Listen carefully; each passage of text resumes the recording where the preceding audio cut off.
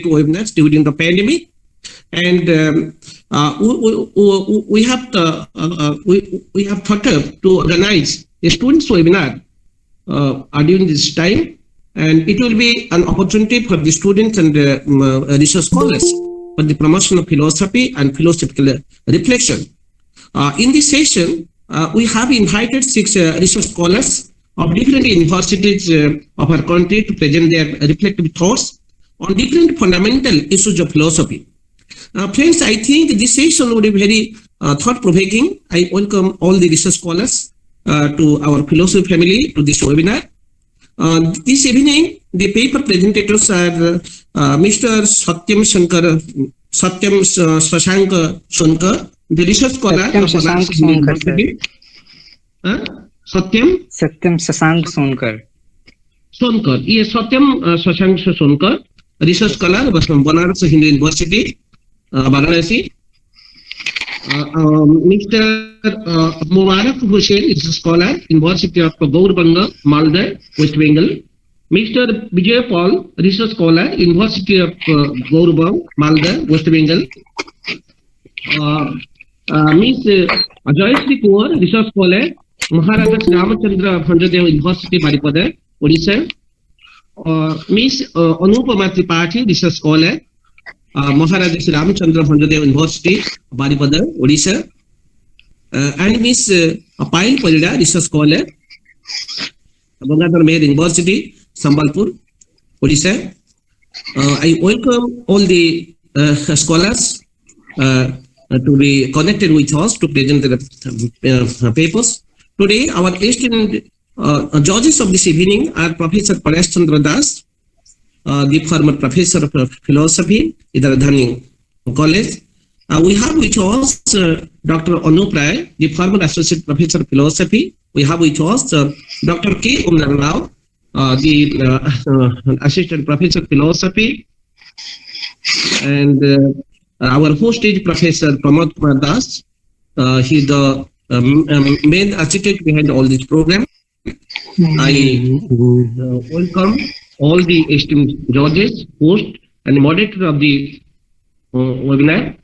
And the paper presentation must be aware of the distribution of mass before presentation. The presentation, actually for presentation, mark is 7.5, and for own view, we have 2.5 marks. For style of presentation, we have 5 marks, and for response to the questions, we have 5 marks. So all the scholars must be aware of the time limitation, that is 15 minutes. Now, it's my pride privilege to once again welcome all the scholars and supervisors and professors of philosophy. We have with us Professor Jadechara Ghosh, the professor of philosophy. We welcome on behalf of philosophy family. So now, it is I forgotten the name. Professor Pramod Kumar Das, the next speaker. Hello. Sir, it's Joyashree. Joyashree. Okay, I have forgotten the name. Okay, now I would like to request Ms. Joyashree to commence her talk on the topic. I have also forgotten. Sir, ethical and issues in euthanasia. Okay. Okay, sir. Thank you, sir. Thank you so much. Respected to all the members of philosophy family, pranam to respect to the esteemed judges and all the participants in the session. Now I am going to present the topic. The name is Ethical and Legal Issues of Euthanasia, supervised by Pramod sir. Before I am going to give the all overall views on legal and ethical issues on euthanasia, I just simply give the little bits about what is actually euthanasia and then why should I choose euthanasia as a presenting paper. Euthanasia is one of the issues that has been the subject of intense debate over time. It has been a pertinent issues in human rights discussed as the also affect ethical and legal issue patient and healthcare providers. Come to the introduction parts. The word euthanasia comes from the Greek word euthanatos. Its meaning easy death. When we talk about it's a easy death, definitely it have some discussion means some reason parts that like religious, ethical, and practical reason have all the played a role in the discussion over the subject for decades. Euthanasia, also known as mercy killing, is the act or practice of putting to death without suffering people who are afflicted with a painful and incurable disease or a physical incapacitating disorder, or allowing them to die naturally by withholding treatment or removing artificial life support measure. But in the concept, most legal systems do not have provision for it. Most legal systems do not have a provision for it. Thus, the patient self-implicated death is either classified. I just stop here. I want to say one thing. When we talk about euthanasia is like a mercy killing or a good death, definitely some questions arise to our mind. Death means there's variety, means very ways under death. In basically, we should be deny like we should be allowed like suicide, murder, and homicide. But in euthanasia, we should be take two types. One is suicide or homicide, and treated accordingly. Even in time of acute agony, doctor must be allowed the option of ending the patient life rather than prolonging it, even if it means a shorter life for the patient. In the late 20th century, numerous European nations have unique provision in their criminal laws for moderate sentence and consideration of circumstances in charges for euthanasia. Because of their deteriorating health, many people chooses to end the lives of those who are suffering. Euthanasia is generally used to end the life of a person with a terminally illness. However, there are those people who would prefer to die than live their lives to the fullest extent of their capabilities. Most of the time, it is done at the request of the patient, but in certain circumstances, not the all time, but the certain circumstances, they may be too ill and the choice is made by family members, doctors, or even the court in some cases. Come to the next point. There is some classification of euthanasia. I have raised 5 classification of euthanasia. One is active euthanasia, second one is passive euthanasia, third one is voluntary euthanasia, fourth one is non-voluntary euthanasia, and fifth one is involuntary euthanasia. We should be go one by one. First, I started the active euthanasia. What is active euthanasia? Active euthanasia is also named as aggressive euthanasia. Aggressive euthanasia is the another name of active euthanasia. It is entails taking steps to end the life of another person. A person purposefully intervenes to end one's life in this kind of euthanasia. It is an intentional and direct action taken with the intent of causing death. To put an end to the patient lives, active methods are utilized. a deadly dosage of a medicine is injected into the patient. It is a death caused by an act in many cases. The patient life is ended by the overuse of pain relieving medicines. In healthcare, a specific therapy to end life is administered, which is never patient's right. As a result, it is indirectly murdering a patient. It's akin to homicide. Active euthanasia can be carried out by medical personnel or by anybody else. It is a purposeful active that result in the patient death. Come to the next point, that is passive euthanasia. Passive euthanasia entails allowing nature to take its course. Death is the result of an oversight. Treatment is not given to the patient. It happens when life-saving actions or treatments are omitted voluntarily. It is death of a patient therapy which may have prevented the patient from dying. In order to compassionate to the patient, a therapy is effectively withdrawn or withheld. The patient life is not immediately taken in the manner. Instead, they are just left to die. Passive euthanasia includes turning off machinery that keep a person alive, refusing to perform an operation that might extend life, and leaving a patient untreated until death occurs. It is unavoidable in motion. Not doing something that would normally be done to keep patient alive. It is out of uses of specific activities done to postpone an individual death. So for that, particularly when it is widely recognized that life is impossible and death is inevitable.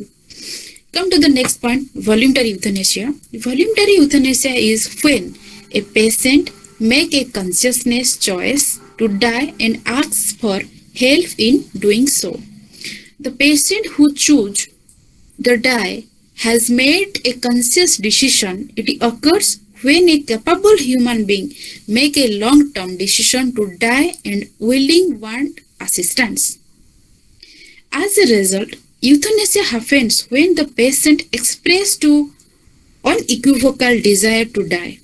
With the patient agreement, life-saving therapy is held, despite the fact that this action may result in death.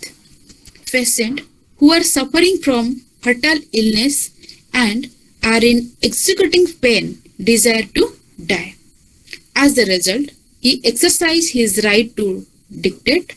As a result, the individual once had in dying reject medical care, demands that life-turning equipment to discharge with or withdrawn, refuse nourishment, and simply decide to terminate his or her life. This is involuntary euthanasia. Come to the next point, that is non-voluntary euthanasia. In non-voluntary euthanasia and euthanasia are regarded synonymy, like involuntary euthanasia and non-voluntary euthanasia, they're synonymy. They are sometimes confused with involuntary euthanasia, which is separate phenomena. The phrase non-voluntary refers to an act performed without the patient agreement, whereas involuntary refers to an act performed against the patient stated will. These types of euthanasia occurs when a patient is unable to make decision or grant consent owing to the patient inability to make a decision due to the serious illness, such as unconsciousness or coma. This is non-voluntary euthanasia. Come to the next point, that is involuntary euthanasia. Involuntary euthanasia is carried out without the patient permission or awareness. involuntary euthanasia is a kind of homicide because it is guided by third party rather than the patient who are unable to express their wishes. This frequently occurs when the patient is in a vegetative condition or when his age prevents him from the expressing his presence. It is also given to patients who have lost their mental ability due to old age or who have severe sensor motor development to point where they are unable to understand anything or who have had focused euthanasia to carry it out without the patient permission, ostensibly for the patient benefit with the goal of referring him or her from the life that is not worth living. Come to the next, I was just giving the analyzed in the euthanasia in the different perspectives. I'm taking 2-3 perspectives. First, I just want to describe the perspective from the medical perspective. What is euthanasia seen is in medical perspectives. Both the medical profession and the nursing profession are opposed to euthanasia. It is still a continuous issue. They advocate euthanasia only in exceptional instances. If the patient has no other option for dealing with his or her illness, they honestly believe it is a violence of the oath they took, and that is should only be used in extreme circumstances when there is no other option among the many kinds of euthanasia. Physician always willing the participant in voluntary passive euthanasia. Come to the second point, that is in perspective in psychology, because I am saying that I am just taking 2-3 perspective in euthanasia in the different field. The second point is psychological perspective. The participant of psychiatrist in the administration of euthanasia is unavoidable. It is critical to engage them in the administration of euthanasia in order to eliminate the potentiality of a decisional error and the preserve its interest of the person in the society. Patients frequently suffer from dejection syndrome. There is a disease, that name is dejection syndrome. Sometimes so many people are just going through the wrong ways, like when we are face some depression or some failing failures, we just think that time just suicide is the most, like the dead is very close to me and never seen anything to in the life, only thus they are focused on the dead. That is syndrome. One type of dejection syndrome is called in psychiatrist. In euthanasia perspective, its psychological perspective, euthanasia is disease as called by psychiatrist, that is named dejection syndrome. Psychiatrists are required to determine if the patient ideas are real or not. Psychiatrists also assist the patient in providing support at thought moment and ensure that they remain stable during their illness. They also feel that the psychological therapy they provide would disable to patient from making bad decision. Come to the most important point, that is humanistic perspective. Humanists argue that the freedom to die is a basic human right that should be exercised if necessary. According to them, the right live encompasses the right to die. Hence, euthanasia legislation should not be difficult to pass. They place a greater emphasis on the individual autonomy, which allows him make end life to decision. The last perspective in euthanasia, that is legal perspective. The idea of euthanasia is hotly debated in India, when the Supreme Court allowed passive euthanasia in the case of Aruna Sandbag. The idea gained traction. Euthanasia is prohibited in India. The judiciary, on the other hand, recognized passive euthanasia. Now is the moment for the legal community to acknowledge the patient living will. This will assist to maintain the person's dignity till his death. When a patient is suffering from the fragile disease, the end is not always screened or dignified. If it is recognized, it will limit the number of cases of euthanasia that are carried out secretly.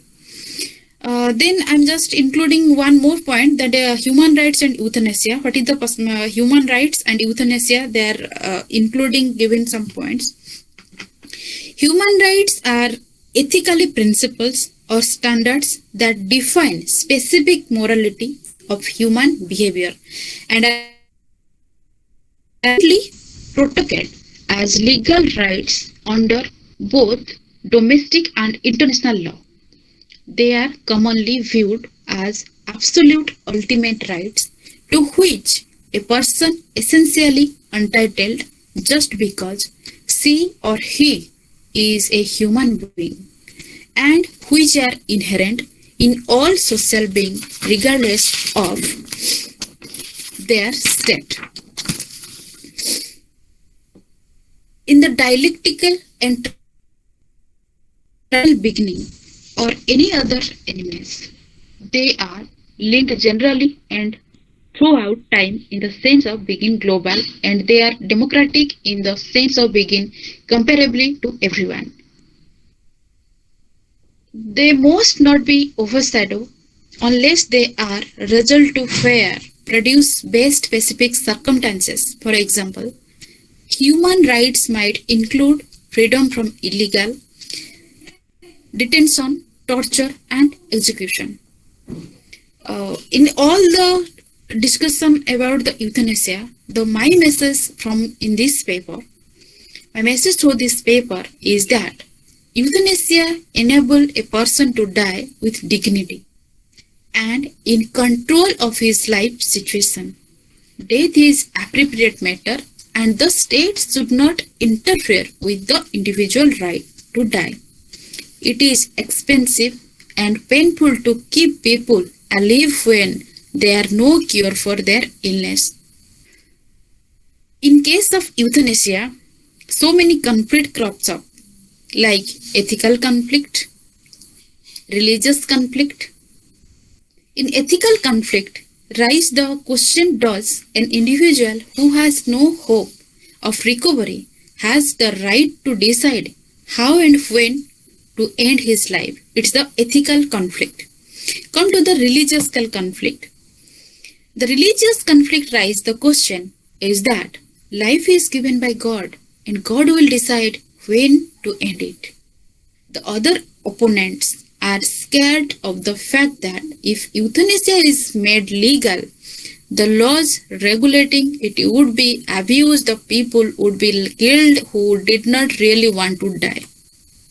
I conclude with my suggestion, or it's not suggestion, it's my own opinion, that out of so many types of euthanasia, the best is passive euthanasia, because in this way the patient must consent through a living will.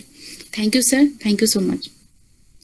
Okay, this was Joyashree Kumar, the research scholar of Maharaja Ramchandra Bhandadev University, Paripada, and she was talking on ethical and legal issues of euthanasia, which was guided by Professor Pramod Kumar Das.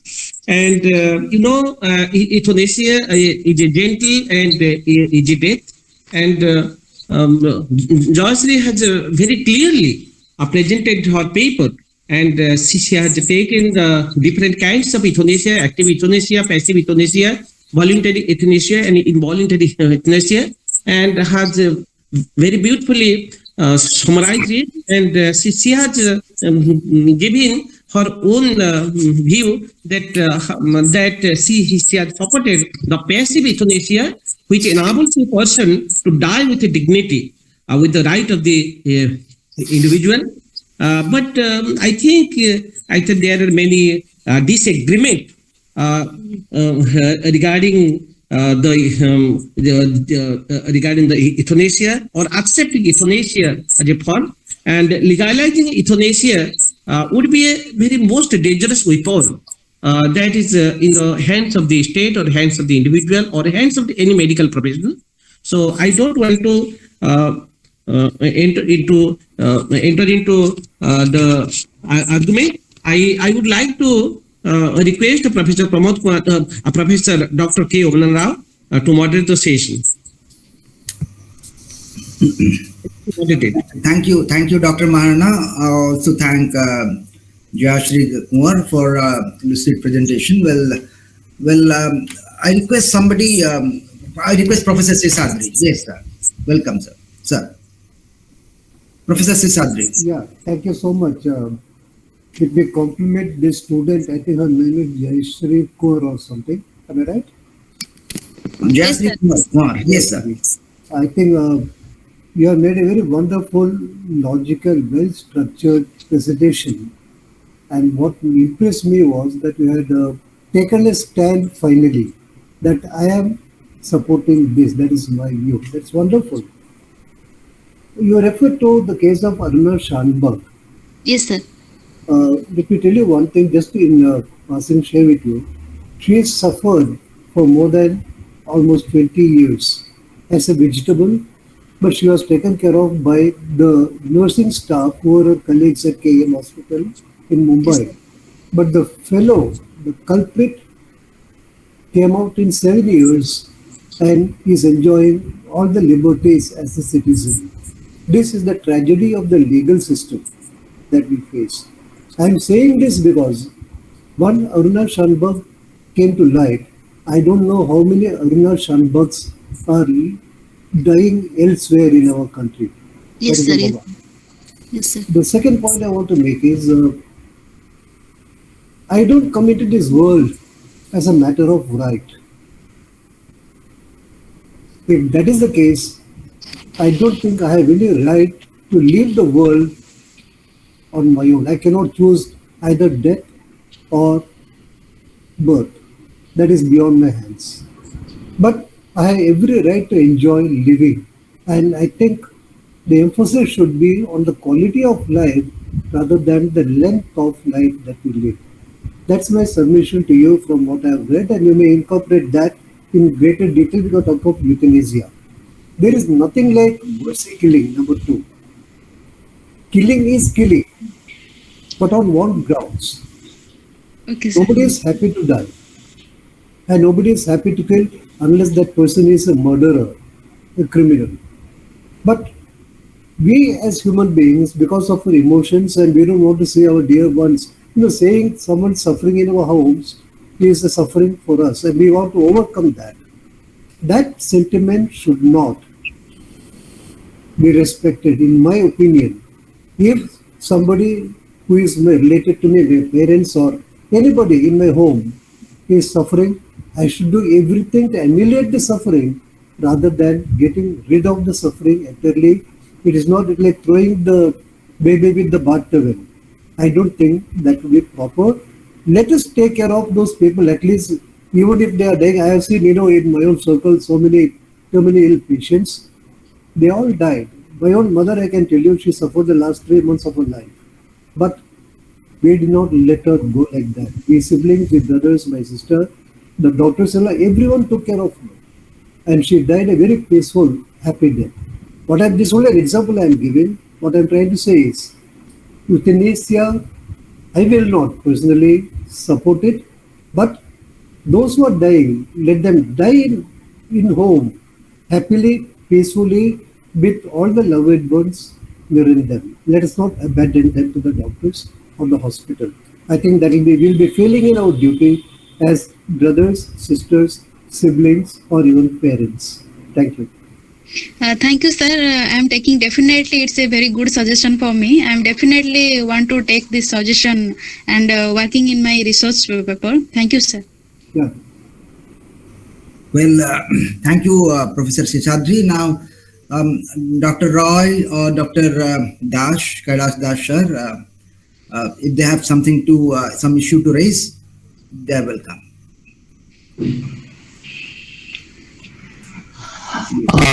Jayashree, Yes, sir.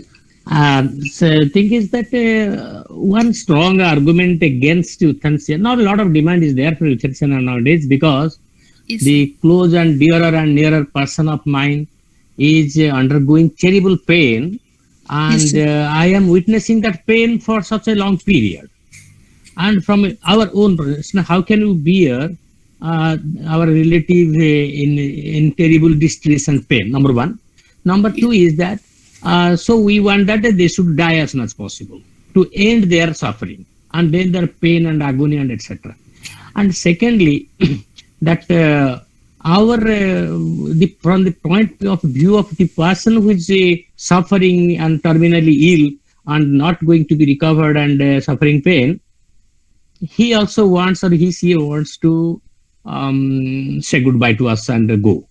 So he should have the right to end his life or not. That is, in one hand, from the relatives' point of view, the family Yes. members' point of view, and the patient's point of view, living with dignity and dying with dignity is a point. But the question comes, taking a clue from what Professor Seshadri said, somewhere we feel that someone's life we are considering as worthless here, Yes, sir. Yes, and sir. we are not respecting the sanctity of life, right? In that context, can we have no other alternative except terminating the life of a person who is our very close one? If the alternative is not available, then that's another thing. But I don't think practically there is no alternative. Yes, sir. Yes. Palliative care is possible, and without pain we can keep someone alive. Without pain, if we can keep someone alive, even if in the vegetable stage, Yes, sir. is to great extent acceptable because we have to respect the sanctity of life. And I am reminded of a case where most of us, the practical side is what if we realize it, then there will be a slippery ground where people will try to get rid of their burden of an old person Exactly, suffering sir. and a diseased person. So looking at this nature and the society must evolve ethically every day. So very subtle values which makes us there is a progressive values are coming. Once upon a time there are values of like heroism and etc. was great. Then came a period when greater values like love, compassion, etc. came forward, and those have replaced, but not replaced. They have overtaken those values. These in the progressive values we cannot regress.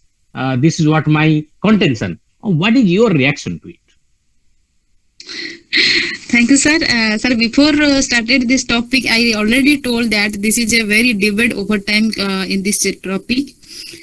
Sir, actually, your question you also be answered in this question because when we thought it's practically, definitely from sir was already told. If it's our close related or parents or someone in our family members, for them we are not thinking euthanasia is right from them. But sir, my point of view, when the patient is that already told incurable disease, but if we are taking the Aruna Sandbag case, for her no one is caring for her, only her friend Pinky, named Pinky, she is also working in their hospital. Her family members is already told we are not suffer about that Aruna. So in that case, either no one will be caring for a patient, that time it is maybe, I'm not sure that much because as a religious concept in India, we are not giving this is purely go to the euthanasia. That's why we are taking only the passive euthanasia with the patient requirement. If the patient told directly to the doctor with the help of lethal injection or other medicines, it's directly concerned, not the third party to told give that euthanasia to her or his, or give to die to him or her, because sir, euthanasia is purely used in the sense of medical perspective when the patient is incurable disease and pain is very too much painful. That time the patient directly told the doctor in the passive euthanasia with the dignity end.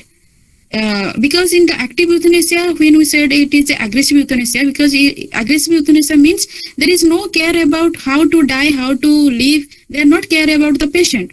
But in passive euthanasia, they are care about patients with the dignity end of life. Means, sir, my opinion. Here, Jayashree, one thing. Towards Yes, the end and during the response, well, what I could see, well, it's a point that you support the passive form of euthanasia. But one question does arise here, very strong Yes, sir. question. Yes, You sir. see, if there is a selection that finally somebody has opted for voluntary euthanasia, and you make a selection to go for passive euthanasia. What is passive euthanasia? The treatment is withdrawn, all the life supporting systems are withdrawn, and there is no treatment, no medicines, nothing. So the patient is left to die. So there are no painkillers. The pain is aggravating day by day. So you are giving more pain. So if you select for passive euthanasia, you are withdrawing all life supporting systems. You are not giving any medicines. The pain is multiplied.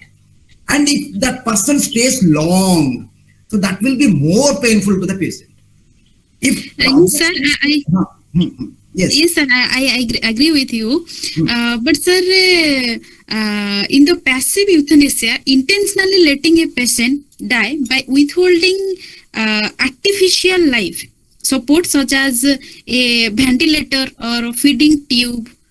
That part is clear. That part is clear. What my point is, if you are going for passive euthanasia, well, you are withdrawing support, well, but the pain is multiplying, and if that patient stays for a long time, say for a year or two, you are not giving medicines, your life supporting systems are withdrawn, but that person is suffering. There is a lot of pain, and that is incurable. So in that case, why not go? Why shouldn't you go for an active form of euthanasia where you end up? So that is again another question, because you are allowing passive euthanasia, well and good, but that pain is multiplying. You are not able to see the pain. So my point is, many moral questions do arise then. You are seeing a patient, you are not giving medicines, you are not supporting him, you are leaving him to die, but with a lot of pain. Is this right to life with dignity? This is not dignity at all. No, sir. Sir, I understand your point. Sir, my point is that if a patient is the last time, I'm not saying before 1 year, 2 years, in the last time, doctor will be declared this patient have 2, 3, because sir, in a cancer patient, in rare cases, some cancer patient is recovery from their cancer disease, but most of the patient, the doctor given the time 2 months or 3 months. Yes, we are giving the medicines. No doubts, we are giving the medicines. But in the active euthanasia, what should they do? They are totally giving the aggressive death. But in the passive euthanasia, they are giving the death with too much caring. Like, yes, sir, I am agree with Keomnaran, sir. You have given the good suggestion. It's really painful if we are stop the ventilator, the feeding tubes. It's really painful. But sir, I'm trying to give the conclusion. Well, no issue. Well, we are supporting the legal system actually. Well, the legal format supports this passive form, not the active form. When we are going in the legal sense, well, that's fine. But the problem that I see is that I have suggested. Well, Yes, sir. Okay. So let's. Actually, there is no clear-cut dividing line where active in euthanasia ends or passive begins, or where to withdraw the system of treatment or not. There is no clear cut. But in her very beautiful and lucid presentation, Jayashree has made it clear, and I agree with her conclusion about euthanasia. Thank you, sir. But there is, when this passive euthanasia, when to apply and when not to apply, it is debatable, and entire topic is debatable, no doubt, and heavily debatable, because there is emotion is concerned, religion is concerned, ethics is concerned, so it is debatable. But Jayashree, let me ask you, you have divided euthanasia into 5 kinds. Yes, sir. Is it? Yes, sir. Then your are they not overlapping? Suppose voluntary euthanasia can Yes. be active or can be passive? Sir, voluntary euthanasia with consent of the patient. Mm-hmm. It's a consent of patient, in the sense it's a almost in the active euthanasia. So I say this is active euthanasia and passive euthanasia can be voluntary or non-voluntary. Yes, That sir. means It's they are not clear-cut drawing line. They are overlapping. Rather, I suggest euthanasia first is of 2 kinds: passive, active. and active. Yes, There sir. is another division. Euthanasia is of 2 kinds: voluntary and non-voluntary. I think it will be better. Voluntary euthanasia can again be 2 types: passive, active. Non-voluntary can be 2 types: passive, active. I think this will be better. But Thank you, sir. I will take your suggestion, sir. Thank you. The classification should be something like this: 3-2 classification: voluntary, non-voluntary, and involuntary. And the other Yes. thing is active and passive. And right, this is not- right. Because voluntary form of euthanasia cannot be classified as active or passive. Active or passive euthanasia makes sense only with reference to non-voluntary and involuntary euthanasia only. Active and passive forms cannot be taken with the voluntary euthanasia. Sir, thank you. Now, Thank you, sir. Thank you, Jayashree. Over to Okay. Dr. Mani. Okay, thanks so much, Jayashree, actually for your brilliant presentation and logical justification.